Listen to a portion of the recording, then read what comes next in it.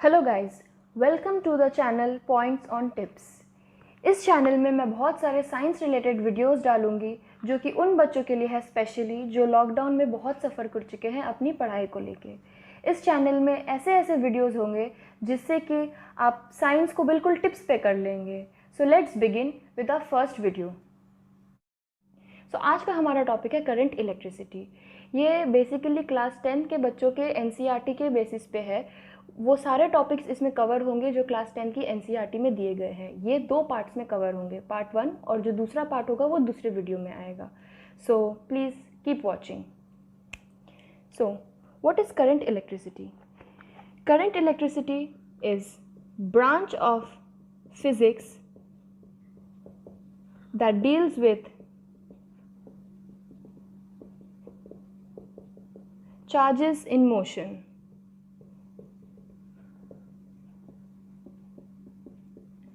So, what is current electricity? Current electricity is that branch of physics that deals with charges in motion. So, इसमें पहले हम बात करेंगे electric current I.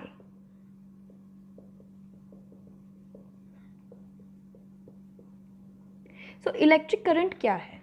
Electric current basically is the flow of electric charge.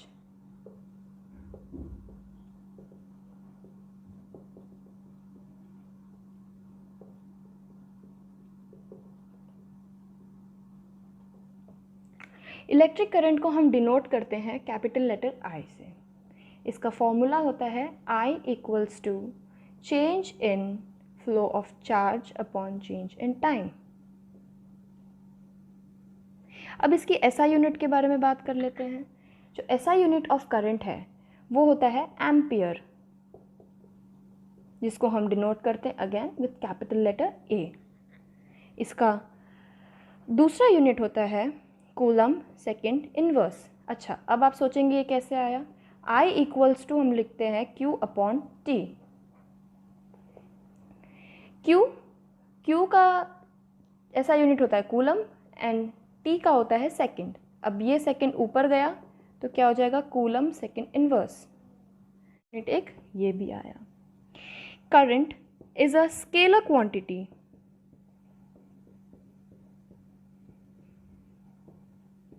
Now many will have a question कि current में तो magnitude and direction दोनों है, but why still scalar quantity? ऐसा इसीलिए है because it does not follows the rules of algebra. So अब हमने बात कर ली कि करंट एक स्केलर क्वांटिटी है। सो अब हम इसके डायरेक्शन के बारे में भी बात करते हैं। So direction of current.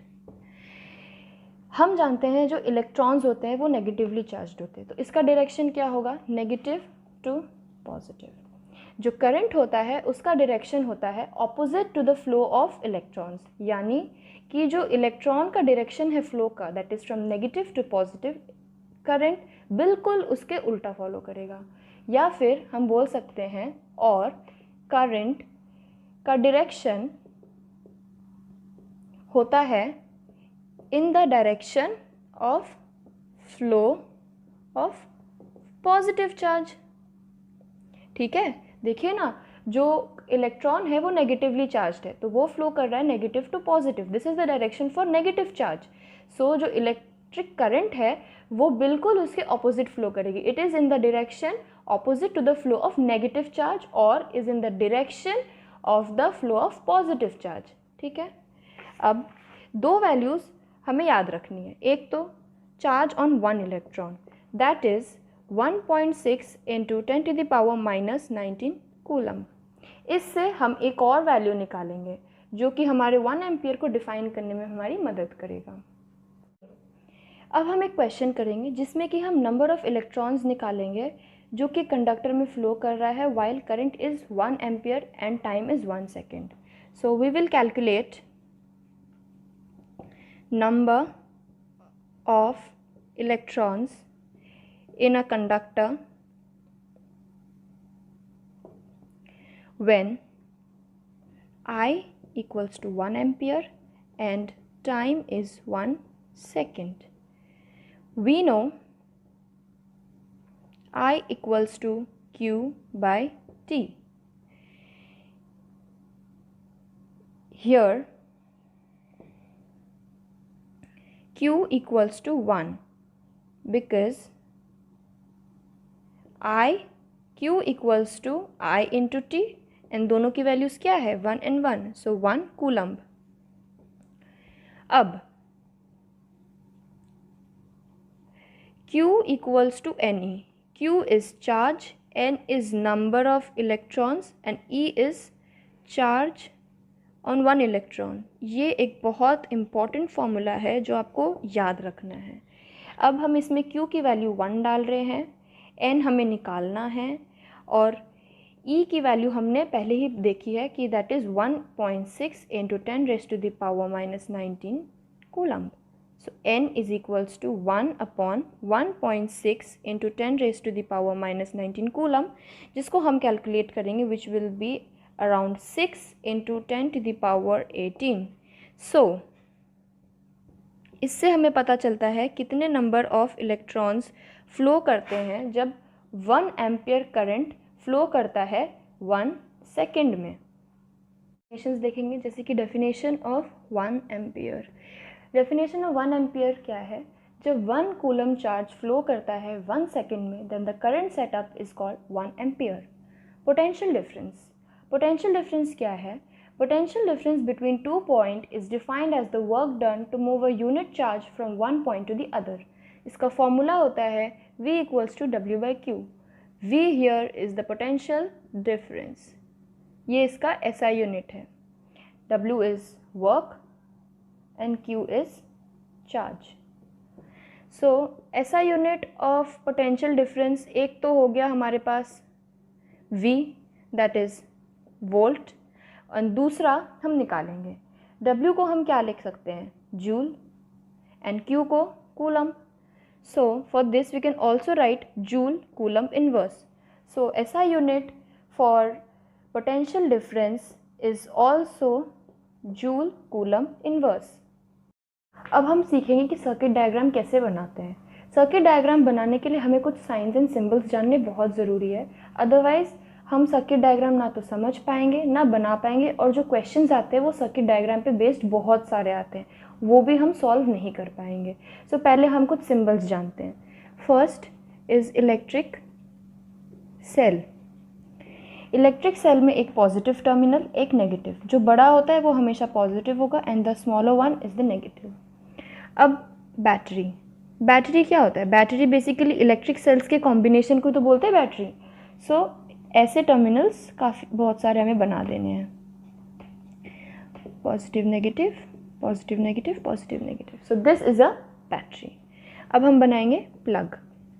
Plug को हम की भी बोल सकते हैं, ठीक है. अब ये दो पार्ट्स में बनाएंगे. एक तो बनाएंगे ओपन, एक बनाएंगे क्लोज. ओपन मतलब क्या? कि करंट फ्लो नहीं कर रहा है, that is the current will not flow. Close में क्या होगा? सर्किट कंप्लीट होगी तो करंट विल फ्लो, ठीक है.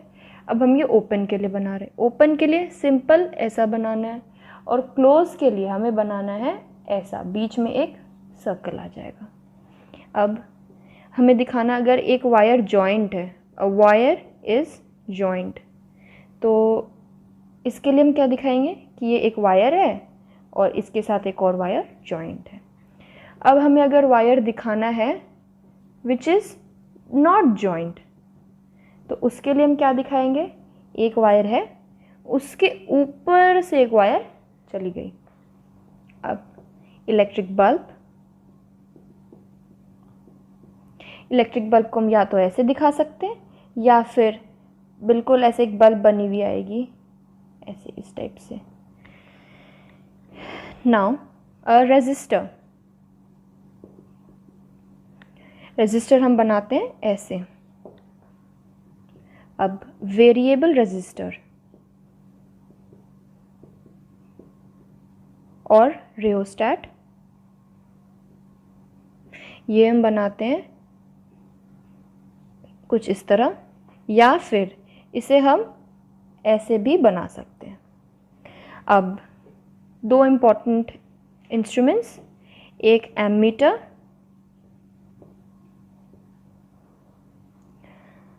वो बनेगा इस तरह से और एक volt meter, same like ammeter, बस यहाँ V। सो एमीटर क्या करता है? करंट मेजर करता है। वोल्ट मीटर क्या मेजर करता है? पोटेंशियल डिफरेंस मेजर करता है। अच्छा, अब सेल के लिए हमने ऐसे दो टर्मिनल्स बना दिए, बैटरी के लिए हमने काफ़ी सारे ज्वाइन कर दिए इलेक्ट्रिक सेल को। प्लग ओपन ऐसा होता है, ओपन में क्या होगा कि करंट फ्लो नहीं करेगा, जो क्लोज होगा उसमें करंट फ्लो करेगा, क्योंकि सर्किट क्या होगी? कंप्लीट होगी, उसको हम ऐसे डिनोट करते हैं। अगर वायर जॉइंट होता है तो हम इस तरीके से दिखाते हैं, जो वायर नॉट जॉइंट होता है वो एक के ऊपर से एक ऐसे पास हो जाएगी। इलेक्ट्रिक बल्ब ऐसे, एंड रेजिस्टर में एक लाइन ड्रॉ करनी है, बीच में कुछ रिजेस बनाने, and again a straight line. Variable rheostat यानी कि जिसमें रेजिस्टेंस कांस्टेंट नहीं है, चेंज होता जा रहा है, उसको हम रियोस्टेट भी बोलते हैं। उसको हम ऐसे दो डायग्राम से बना सकते हैं। एमीटर होता है करंट मेजर करने के लिए और वोल्ट मीटर होता है वोल्टेज यानी पोटेंशियल डिफरेंस मेजर करने के लिए, और इसको हम इससे और इससे डिनोट करते हैं। अभी हमने सिंबल सीख लिए, तो अब हम एक सिंपल से एक सर्किट डायग्राम बना के भी देख लेते हैं।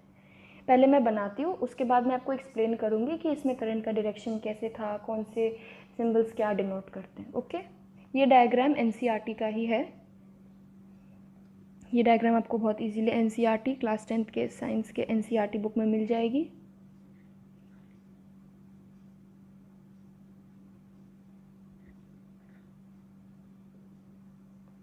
Okay, so this is a bulb, this is ammeter, this measures what? This measures current, this is a key।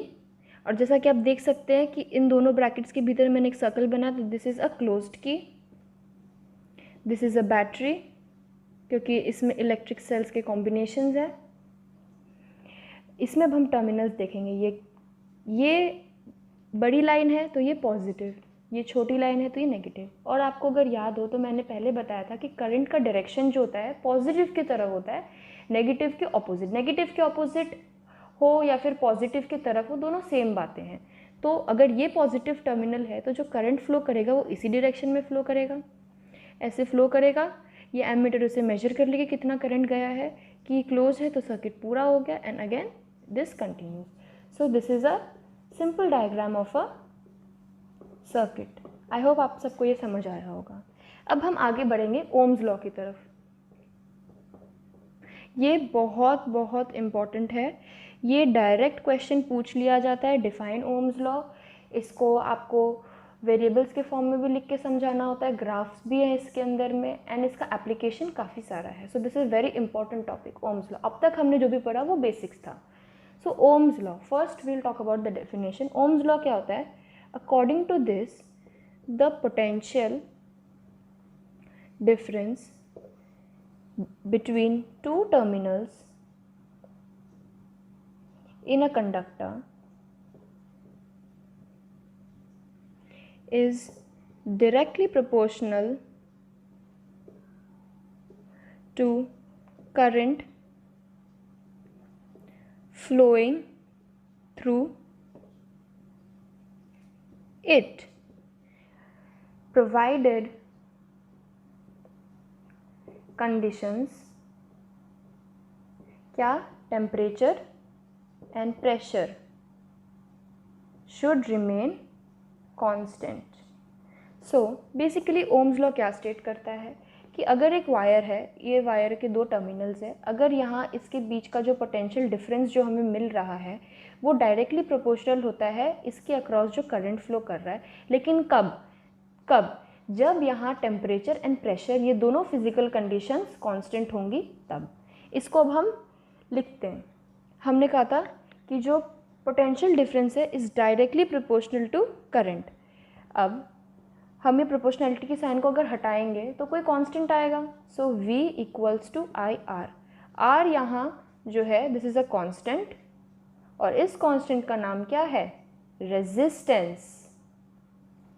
So V equals to IR, एक हमें एक सिंपल फॉर्मूला मिल जाता है। अब हम देख रहे हैं कि v is directly proportional to i। इससे अगर हमें v और i के लिए एक अगर ग्राफ प्लॉट करना पड़े तो डायरेक्टली प्रोपोर्शनल है, so it will be a straight line graph. सो कई बार क्वेश्चन ये भी पूछ लेते हैं कि plot a graph v against i for ohm's law, तो आपको ये बनाना है। ठीक है, अब आगे चलते हैं। जैसा कि हमने कहा v equals to I R होता है, तो ये रेजिस्टेंस है, ये अभी आपने जाना ये रेजिस्टेंस है। करंट से आप मिल चुके हो, पोटेंशियल से भी आप मिल चुके हो। सो अब हम रेजिस्टेंस के बारे में बात करेंगे। पहले तो यूनिट देख लेते हैं रेजिस्टेंस की, यूनिट ऑफ रेजिस्टेंस। अच्छा, अगर हम इस फॉर्मूला से रेजिस्टेंस निकालें तो क्या होगा? Simple, v by I. इस रेजिस्टेंस का जो यूनिट है जिसके बारे में हम बोलना चाह रहे थे, वो या तो ओम लिखते हैं हम, या फिर इससे कैलकुलेट कर लेते हैं। इसको हम क्या लिखेंगे? सिंपल v, और i को क्या लिखेंगे? एम्पियर। तो क्या हो जाएगा? v ampere inverse. अब डेफिनेशन पे चलते हैं रेजिस्टेंस की। रेजिस्टेंस क्या होता है? जैसे कि अब हम चल रहे हैं, बहुत क्राउड है, तो क्या होगा? हम टकराएंगे लोगों से, हमारी स्पीड कम होगी, तो हमें क्या एक रेजिस्टेंस ऑफर हो रही है। तो वैसे रेजिस्टेंस एक प्रॉपर्टी है ऑफ अ बॉडी और a material which opposes the flow of electrons. अब फ्लो ऑफ इलेक्ट्रॉन्स को वो अपोज कर रही है, तभी तो इसको हम रेजिस्टेंस बोल रहे हैं। इलेक्ट्रिसिटी कब फ्लो करेगी? जब हमें फ्री इलेक्ट्रॉन्स मिलेंगे। फ्री इलेक्ट्रॉन्स क्या करेंगे? फ्लो करेंगे। जब अगर उसके डायरेक्शन को या फिर उसके मोशन को हम अपोज करते हैं तो उस प्रॉपर्टी को बोलते हैं रेजिस्टेंस। ठीक है, अब आप बोलेंगे कि रेजिस्टेंस डिपेंड करता है v और i पे इस फॉर्मूला से, but no, resistance depends on 3 factors, जिसके लिए हम एक निमोनिक से याद करेंगे। Resistance depends on 3 factors. एक निमोनिक याद रखते हैं, LATR letter. L for length, length of the conductor. अभी हम जो भी बोल रहे हैं कंडक्टर के रिस्पेक्टिव में बोल रहे हैं। एरिया या फिर क्रॉस सेक्शनल एरिया बोल दीजिए। टेम्परेचर। ये 3 जो हैं, ये 3 फैक्टर्स हैं जो अफेक्ट कर रहे हैं रेजिस्टेंस। अब रेजिस्टेंस जो होता है डायरेक्टली प्रोपोर्शनल होता है to length and inversely to area. अब अगर हम फिर से ड्रॉ करें ग्राफ रेजिस्टेंस और लेंथ का, तो हमें क्या मिलेगा? Straight line.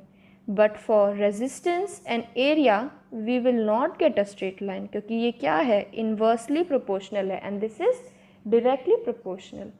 अब हम अगर ये प्रोपोर्शनलिटी के साइन को हटाना चाहते हैं तो क्या होगा? इक्वल्स टू का साइन आएगा और एक कांस्टेंट आएगा जिसको हम बोलते हैं रो, और बाकी सब कुछ सेम। तो रेजिस्टेंस का फॉर्मूला क्या बन गया? R equals to rho L by A। Here L is the length, A is the area and this rho is resistivity. अभी हमने देखा resistance is equals to rho L by A। ये रो क्या है? रेजिस्टिविटी। जैसे कि हमने बात किया था, रेजिस्टेंस डिपेंड्स ऑन 3 फैक्टर, याद है ना? LATR, length, area, temperature, this all is for resistance. So resistivity भी 2 पॉइंट्स पे डिपेंड करती है। पहला तो है मटेरियल ऑफ सब्सटेंस, दूसरा है टेम्परेचर।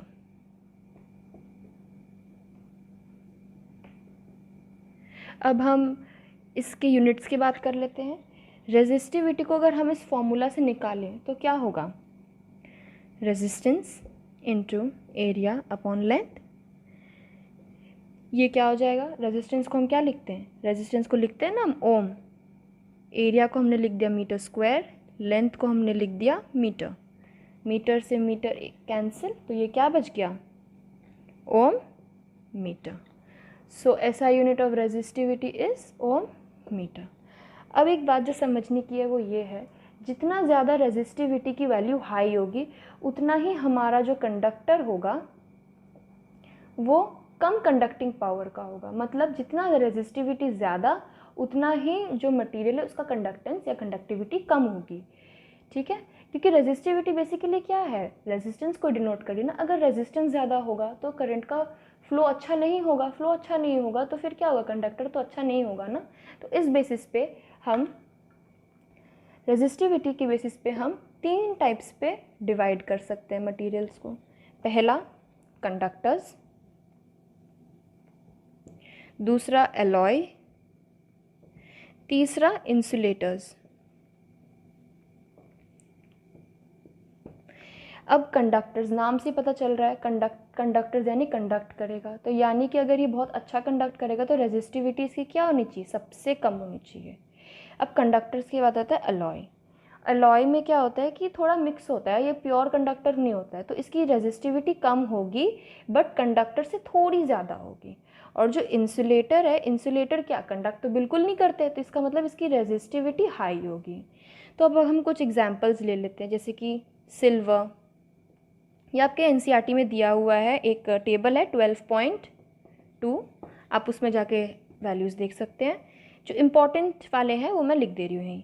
एक first silver, then is copper, then tungsten, iron, then is your mercury.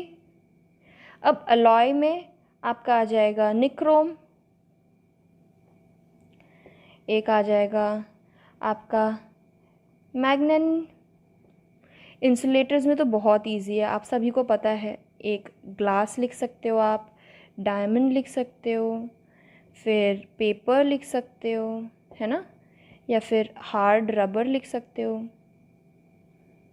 सो अगर इसमें से मैं बात करूँ सबसे ज़्यादा रेजिस्टिविटी वैल्यू और सबसे कम रेजिस्टिविटी वैल्यू, तो सबसे कम होती है सिल्वर की और सबसे ज़्यादा होती है पेपर की, dry paper. Okay, dry paper की सबसे ज़्यादा सिल्वर की होती है 1.6 × 10⁻⁻8। आपको ये साइंस देखने हैं, क्योंकि आप क्या करते हो, काफ़ी बार साइंस नहीं देखते हो और उस चक्कर में आपका कैलकुलेशन भी गलत होता है और आप बहुत सिली मिस्टेक्स करके आते हो। और इसमें पेपर का रेजिस्टिविटी वैल्यू क्या है, 10⁻12। हमने रेजिस्टिविटी की बात कर ली, तो अब हम यूजेस पढ़ेंगे अलॉय और कंडक्टर्स की। सो अलॉय जो है इलेक्ट्रिक हीटिंग डिवाइस में यूज़ होते हैं। अब आप बोलोगे जो कंडक्टर्स है वो तो बेटर रेजिस्टिविटी कम है तो कंडक्टिंग ज़्यादा होगा वो, बट फिर क्यों हम उसे इलेक्ट्रिक डिवाइस में यूज़ नहीं करें, इसीलिए नहीं करें क्योंकि इलेक्ट्रिक डिवाइस जो हीटिंग डिवाइस है उस पर जो अलॉय है हाई टेम्परेचर को रेजिस्ट कर लेता है, that is it does not burn at high temperature, so used in electric heating device. Tungsten, this is a example of conductor, and जो ये कॉपर एंड एल्यूमिनियम है ये भी एग्जाम्पल्स ऑफ कंडक्टर है। अब ये जो टंगस्टन है ये हम इलेक्ट्रिक बल्ब के फिलामेंट में यूज़ करते हैं, ये आपको पता ही होगा, बचपन से पढ़ते आ रहे हैं। एंड जो कॉपर एंड एल्यूमिनियम है ये है इलेक्ट्रिक ट्रांसमिशन लाइंस में ये यूज़ होते हैं। सो आज का वीडियो यहीं तक था, पार्ट 1 एंड्स हियर, पार्ट 2 आएगा विथ सीरीज़ पैरेलल एंड उसके बाद वाले टॉपिक्स के साथ। सो अगर आपको वीडियो पसंद आया हो तो लाइक शेयर एंड कॉमेंट करिए, एंड प्लीज़ इस चैनल को ग्रो करने में हमारी मदद करिए। Thank you.